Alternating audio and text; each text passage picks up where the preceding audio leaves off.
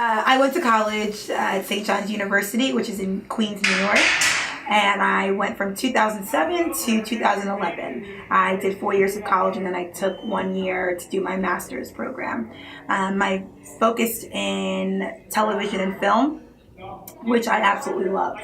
When I first came into college, I started as education, which was not my field. I love children, I love teaching them, but realizing how education has changed and shifted, it just wasn't my calling. I knew that I wanted to entertain. I knew I wanted to be in front of a camera. I knew I wanted to be part of production. I wanted to act, sing, dance, pretty much just be the next Beyonce and just times 10. And that was my calling in life. And it was one of the greatest experiences that I've ever had the opportunity to be a part of. St. John's really opened my eyes to what production and on-camera work really was.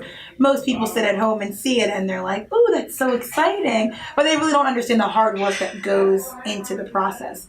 So once I graduated, I realized that I was going to take track very seriously until my body went kaput.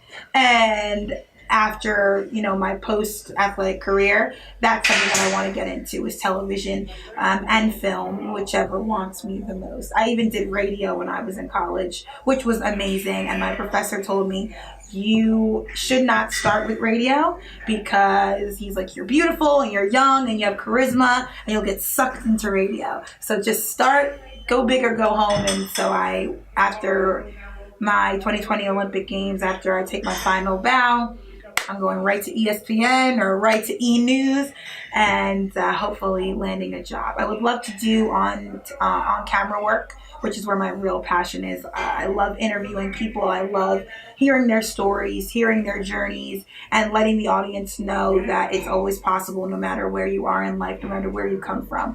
I love people. I'm a people person. And so I think that's where I'm most drawn to.